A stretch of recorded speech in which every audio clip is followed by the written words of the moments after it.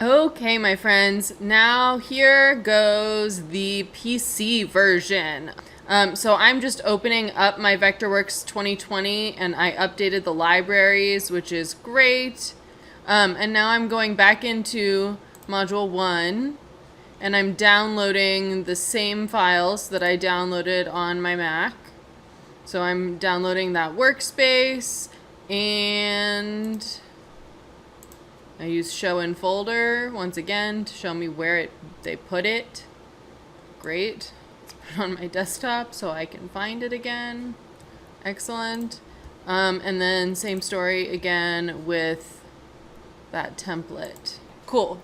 That's all I need out of Blackboard. Bye, Blackboard. Love you. See you later. Okay. So now I have my Vectorworks 2020. It's all loaded up. Let's go through all of the steps that I want to do to make it happen. All right, so first thing I'm going to do, your screen is going to look a little different than mine.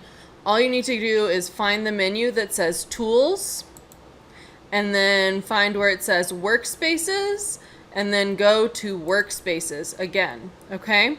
So here you are now in your Tools Workspaces folder. We're going to use this. You can see there's a lot of random workspaces. We're going to use this to locate your application folder. So if I have a workspace with the application folder as its location, I can say show in Explorer and it will open up a window on my desktop where that is located. Pink. There it is. Great.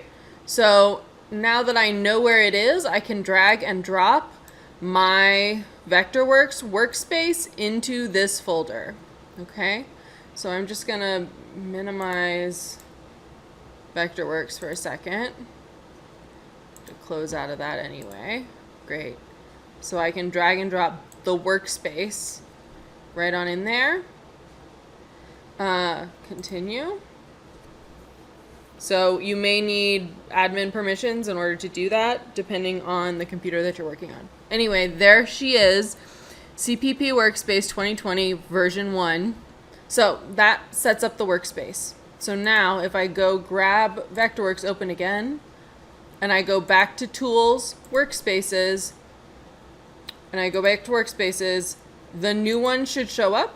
In order to make it active, I put a check mark right here, and then I say done, and it's going to do a little refresh. It's going to do a little rearrange. It's going to make everything a hot mess. You see how your panels are all in terrible places. So the first thing we'll do, and this is because of the translation from Mac to PC, the first thing we'll do is reorganize our panels so that our screen doesn't look a mess like this, because it would make me crazy too. So you'll see there's all of these docking options. Dock your object info over here. Dock your navigation underneath it. Okay. This I usually let float. This snaps, maybe can go in between if you even need it. And a bunch of other stuff is just freaking missing, isn't it? Palettes. So you gotta get your resource manager. Can't be losing that. So I went to get that back, I went to Window. No, I don't really. Thank you, though. I went to Window, Palettes, Resource Manager, brought that back open. Also, apparently Basic and Tool Sets, okay? You need all of this stuff. It kicked it out because it's stupid. We're going to now pull those back into your workspace so that you can actually use them. So your tool sets you want to dock over here, and your basic tools you want to dock above that. Okay. Above, please. Okay, great. Whew. That was a lot. Great. Okay. So that's all the stuff that you need. Now, to keep this stuff in these places every time you open it and not make it just a disaster every time you open it, which is what it will do automatically, right? You want to go to Window, Palettes, Save Palette Positions. Click on that. Now it's going to update the workspace to have these palette positions. So now when you open Vectorworks, your palettes will be in these places where they belong. Super important. Okay, next. So now we have our workspace. Let's go get our template set up. So you want to go open up that template that you downloaded. So File, Open, Downloads. Great. There's the CPP template Vectorworks file. Okay, we're going to open that. There she is. She's the template. Great.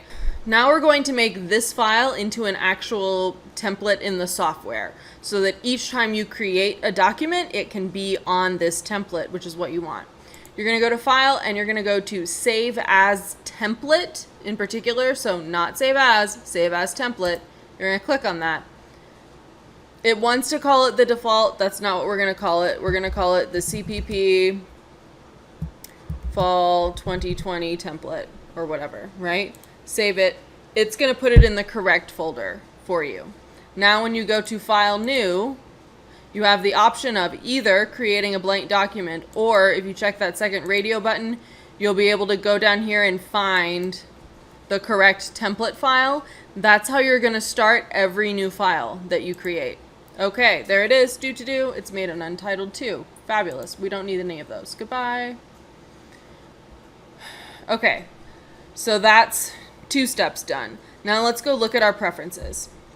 So you want to go to Vectorworks Preferences, and we're going to look at a couple of things, okay? So one of them is in your Session tab.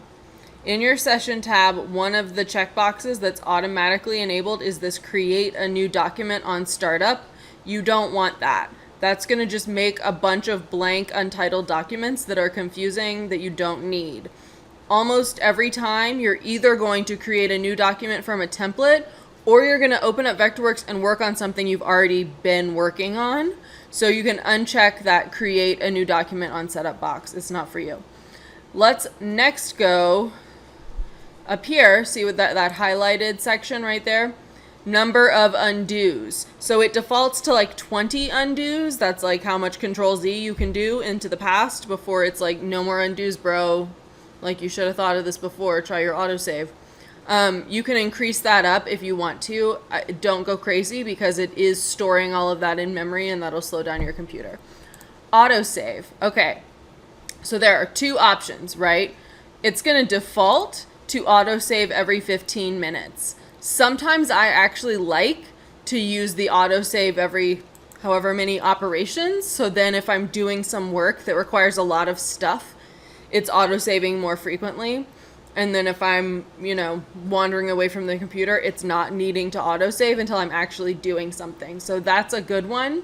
I've also unchecked this confirm before save button because otherwise it's going to throw up a pop-up every 15 minutes or every 30 operations that's going to be like, hey, do you want to autosave? Like I do. I'm setting this up right now. I want you to autosave. Just do it, Vectorworks. It's not so hard.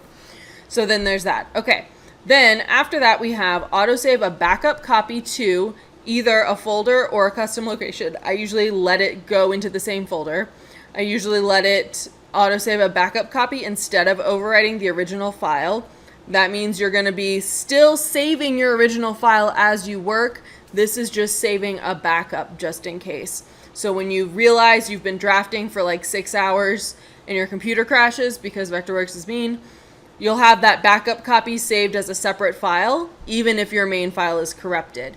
You still want to save your main file, otherwise you're going to open up your main file and it's going to be like time travel to 6 hours in the past, and you're going to hit me up on Slack and I'm going to be like, bro, go check in the autosave. It's going to be okay.